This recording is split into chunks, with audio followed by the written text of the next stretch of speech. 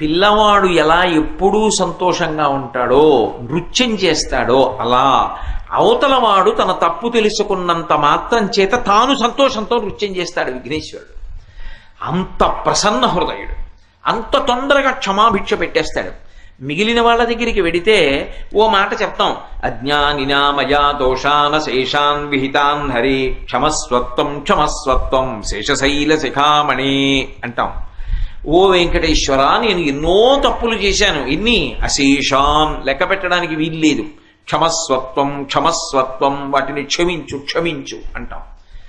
పరమశివుడి దగ్గరికి వెడితే క్షంతవ్యోమీపరాధ శివ శివ శంభో మహాదేవ శంభో అంటాం. క్షంతవ్యోమీపరాధ, ఎన్ని అపరాధాలు చేశానో శివా క్షమించు అంటాం.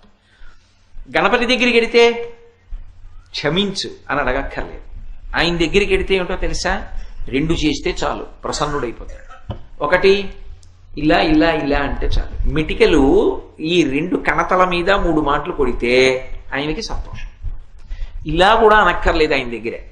ఇలా కొట్టి ఈ చేతి మీద కుడి చేయి పైకొచ్చేట్టు ఎడం చేయి కిందకు ఉండేటట్టు పెట్టి కుడి చేత్తో ఈ చెవి చివరిని ఎడం చేత్తో ఈ చెవి చివరిని పట్టుకుని 3 మాటలు గుంజీలు తీస్తే ప్రసన్నుడైపోతాడు.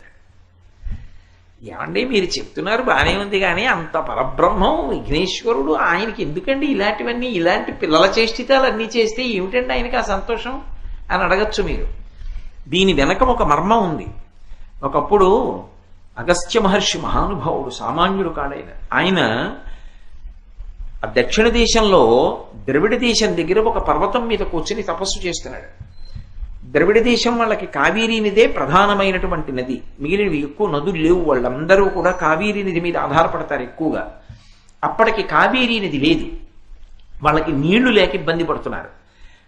ఇప్పటికీ మీరు చూడండి, అందుకే ద్రవిడ దేశంలో ఒక అలవాటు ఉంది, వీధి వీధిన విఘ్నేశ్వర దేవాలయాలు ఉంటాయి, వీధి వీధిన. అక్కడ మీకు ఇంకొక చమత్కారం ఏమిటో తెలుసా, ఇప్పుడు ఆ అలవాటు తగ్గిపోయింది, కానీ పూర్వం ఒక అలవాటు ఉండేది. దొంగతనం చేసిన విఘ్నేశ్వర విగ్రహాన్ని ప్రతిష్ఠ చేస్తే బాగా ఫలితాలు ఇస్తుంది. అందుకని ఏం చేస్తారంటే, వీధిలో ఎక్కడ చూసినా విఘ్నేశ్వరుడి దేవాలయాలేగా, వాళ్ళెవరో ఆ చెట్టు కింద విఘ్నేశ్వరుడు మూర్తిని ఎట్టాలంటే ఈ మూర్తిని ఎత్తుకుపోతారు. అందుకని ఏం చేస్తారంటే, మన మూర్తిని ఎత్తుకుపోతారేమో అని ఆ చుట్టుపక్కల ఉన్న వాళ్ళందరూ ఆ విఘ్నేశ్వరుడు చూసుకుంటూ ఉంటారు భక్తితోటి.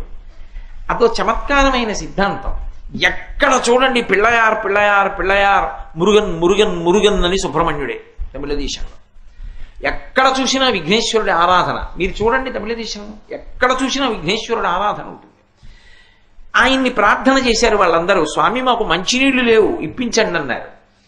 చూశాడు, అపారమైనటువంటి శక్తి కలిగినటువంటి వాడు మహానుభావుడు అగస్త్యుడు పర్వతం మీద కూర్చుని తపస్సు చేస్తున్నాడు. ఆయన కమండలం కానీ కింద పడిపోయిందా, అందులోంచి వస్తున్నటువంటి జలం ఆగదు, పెద్ద ప్రవాహం కింద పెడుతుంది. ఎందుకంటే ఆయన శక్తి అటువంటిది. ఒకప్పుడు శంకర భగవత్పాదులు తన కమండలంలోకి నర్మదా నది వరదలన్నింటినీ పట్టేశారు. వాళ్ళ యోగశక్తి అటువంటిది, అగస్త్యుడు అటువంటి వాడు. ఆయన కమండలంలో నీళ్లు కింద పడ్డాయా, ఒక మహానది కింద ప్రవహిస్తుంది. ఆ కమండలాన్ని పడగొట్టాలి. ఎవరెడతారు? ఆయన దగ్గరికి వెళ్ళి ఆయన కమండలం పడగొట్టడమే. ఆయన జపం చేసుకుంటున్నాడు. విఘ్నేశ్వరుడు ఏమీ తెలియని వాళ్ళ చిన్నపిల్లాడి రూపంలో వెళ్ళి కమండలం కింద పడేశాడు. ఆ కమండలంలో నీళ్ళన్నీ ఒలికిపోయి ఒక మహానదీ ప్రవాహం కింద, కావేరీ నదీ ప్రవాహం కింద వెళ్ళింది. అగస్త్య మహర్షి చప్పుడైందని ఇలా చూశాడు, కమండలం ఒలికిపోయి నీళ్ళన్నీ ఒలికిపోయి. ఎవడు రా అని చూశాడు. దూరంగా అగస్త్య మహర్షి లావుగా పొట్టిగా ఉంటారు, విఘ్నేశ్వరుడు లావుగా పొట్టిగా ఉంటాడు. పిల్లవాడి రూపంలో పరిగెడుతున్నాడు. ఈ పిల్లాన్ని పట్టుకుని కొట్టేస్తాను, నా కమండలం పడేశాడని వెనకాతల పరిగెత్తాడు. పరిగెత్తి పరిగెత్తి దగ్గరికి వెళ్ళి చెయ్యట్టుకుని చూసేటప్పటికీ విఘ్నేశ్వరుడిగా సాక్షాత్కరించాడు. కనపడేటప్పటికి అమ్మ బాబోయ్, పరమశివుని కుమారుడు పరబ్రహ్మం విఘ్నేశ్వరుడు అని చెప్పి అంత పెద్ద ఆయన సంతోషంతో ఏం చేశాడంటే, స్వామి పొరపాటు అయిపోయిందని ఇలా ఇలా ఇలా. అప్పుడు వరం ఇచ్చాడు, ఇలా ఎవరన్నా క్షమించేస్తానన్నాడు. అందుకే మొదట అగస్త్యుడు ఇలా మిటికెలు కొట్టుకున్నాడు. అప్పటి నుంచి ఇప్పటికే అంతే. ఆయన దగ్గరికి వెడితే ఇలా అంటే చాలు సంతోషం. అంటే 10 మాటలు కొట్టుకోలేక ఇలా అంటున్నాను, పై తగిలేట్లు కొట్టుకోవాలి. మీ దగ్గర నేను 50 మాటలు కొట్టుకుంటే తలనొప్పి వస్తుంది ఇంటికి వెళ్ళి. కాబట్టి విఘ్నేశ్వరుడి దగ్గర ఒక్క మాట చాలు. కాబట్టి ఇలా అంటే చాలు. ఆయన దగ్గర ఇలా పట్టుకుని గుంజీలు తీస్తే చాలు. ఎందుకు వచ్చింది? పిల్లవాడి తత్వం కదూ. ఆయన శైవాన్ని వైష్ణవాన్ని బంధుత్వంతో కలిపాడు. అదో అద్భుతం విఘ్నేశ్వరుడి విషయంలో. నారాయణి పార్వతీదేవి, నారాయణ శ్రీ మహావిష్ణువు. విష్ణువు యొక్క చెల్లెలే నారాయణి. విష్ణువు యొక్క చెల్లెలు నారాయణి అయితే నారాయణి కొడుక్కి నారాయణ ఏమవుతాడు? నేనేం పెద్ద ప్రశ్నే లేదండి మిమ్మల్ని. నారాయణి కొడుక్కి నారాయణ ఏమవుతాడు? నారాయణ అన్న చెల్లెళ్ళు అయితే ఏమవుతాడమ్మా? మామయ్య అవుతాడు, మేనమా అవుతాడు. దానికి ఎందుకంత అనుమానపడతారు? ఏమంటాడో వీడని అనుమానం మీకు. మేనమామ అవుతాడు. మేనమామల ముద్దు మీలైన ముద్దు, తాతలకు తా ముద్దు తాను అబ్బాయి. తాతగారికి మనవడంటే ముద్దు, మేనమామకి మేనల్లుడంటే ముద్దు. ఆ రెండు ముద్దులు చాలా ప్రీతిగా ఉంటాయట. లోకంలో సహజమైన ప్రేమ, నిష్కాపట్యంగా పరమ ప్రేమగా ఉంటుందిట. అందుకని ఒక రోజున మేనమామ గారింటికి వెళ్ళాడు విఘ్నేశ్వరుడు. అమ్మ మామయ్య ఇంటికి వెళ్ళొస్తానన్నాడు. వెళ్ళాడు. శ్రీకాంతో మాతులో యస్య అని అదో శ్లోకం చిత్రంగా. మేనమామ గారింటికి వెళ్ళి ఆడుకుంటున్నాడు. ఆడుకుంటుంటే ఏదో శ్రీ మహావిష్ణువు సుదర్శన చక్రం తీసి అక్కడ పెట్టారు. పిల్లాడు కదా అటు ఇటు చూశాడు, ఏదో బాగుందని తొండంతో తీసుకుని నోట్లో పడేసుకున్నాడు, మింగేశాడు. మరి గజస్వరూపం కదా, అది కూడా మామూలు గజం కాదు, బ్రహ్మాండమైన ఏనుగు స్వరూపం. నోట్లో పడేసుకుని మింగేశాడు.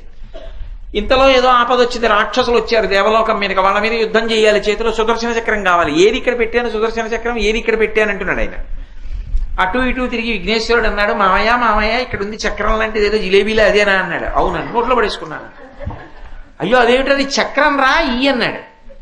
ఏం చెప్పినా ఇవ్వడు, నవ్వుతున్నాడు. చూడండి, మేనమామ సెల్ ఫోన్ తీసి దాచేసి మేనల్లుడు నవ్వినట్టు నవ్వుతున్నాడు.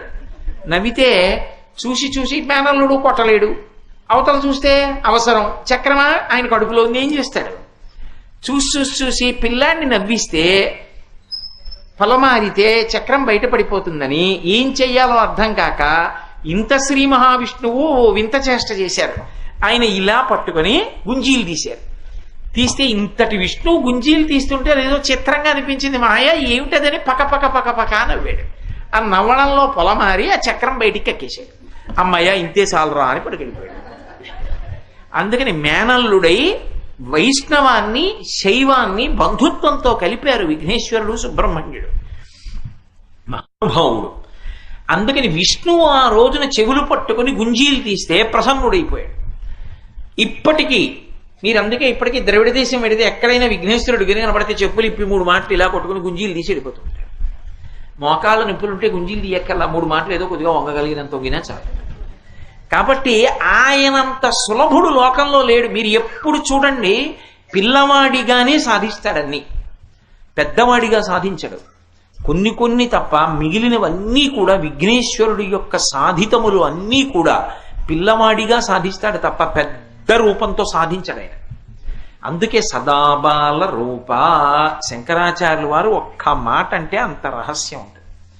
ఒకప్పుడు రావణాసురుడు ఆత్మలింగాన్ని తీసుకెళ్ళిపోతున్నాడు. ఎలా? అది లంకాపట్టణానికి వెళ్ళిపోతే దుర్భేద్యం అయిపోతుంది. లంకను ఎవరు ఆక్రమించలేరు. ఇంకా రాక్షస బలం పెరిగిపోతుంది. వెళ్ళకూడదు ఆత్మలింగం.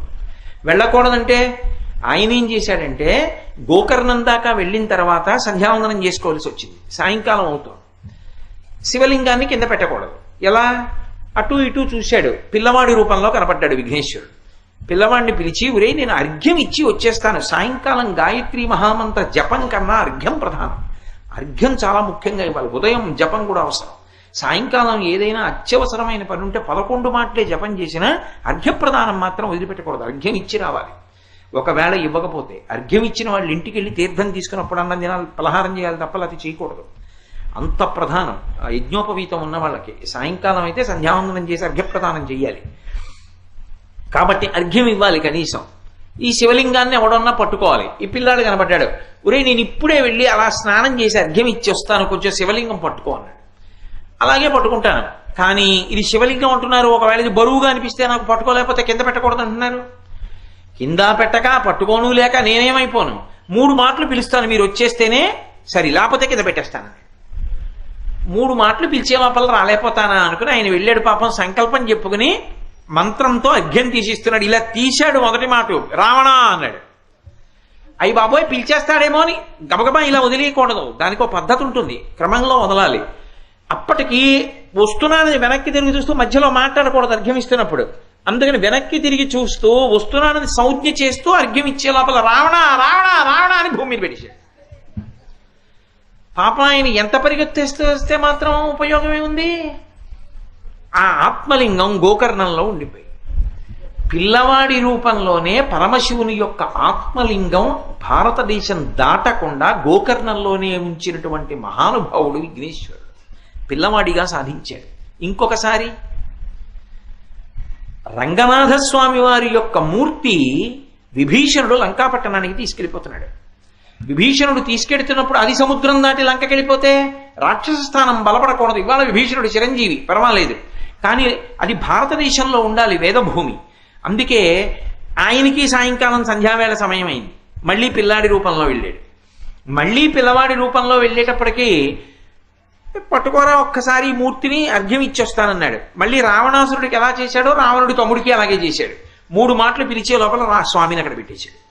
పెట్టేసేటప్పటికి ఇప్పటికీ శ్రీరంగంలో రంగనాథస్వామి అలా ఉండిపోయారు అంటే కారణం కేవలం విఘ్నేశ్వరుడి యొక్క అనుగ్రహం చేతనే రంగనాథస్వామి వారి మూర్తి అలా ఉండిపోయింది.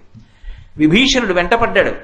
ఇంత కష్టపడి తెచ్చుకున్న మూర్తిని భూమి మీద పెట్టేశావు కదరా అని కొట్టడానికి పరిగెత్తుకుంటూ వెళ్ళి కొండెక్కిపోయి విఘ్నేశ్వర రూపంతో నిలబడ్డాడు. నమస్కారం చేసి వెళ్ళిపోయాడు విభీషణుడు. అందుకే ఇప్పటికీ రాక్ఫోర్ట్ టెంపుల్ అంటారు. మీరు తిరుచిరాపల్లి వెడితే అవతల వైపు కావేరీ ప్రవాహానికి శ్రీరంగం ఉంటుంది, యువతల వైపు తిరుచిరాపల్లి ఉంటుంది, మధ్యలో కొండ ఉంటుంది, కొండ మీద ఉంటాడు విఘ్నేశ్వరుడు. అది అప్పుడు విభీషణుడు పట్టుకెడుతున్నప్పుడు రంగనాథస్వామిని పెట్టేసినటువంటి మూర్తి. అటు తండ్రి గారి శివలింగాన్ని భారతదేశం ఎల్లలు దాటకుండా ఆపాడు పిల్లవాడిగా. వేరొకప్పుడు మేనమామ యొక్క రంగనాథస్వామి రూపాన్ని భారతదేశపు ఎల్లలు దాటకుండా పిల్లవాడిగానే ఆపిపెట్టి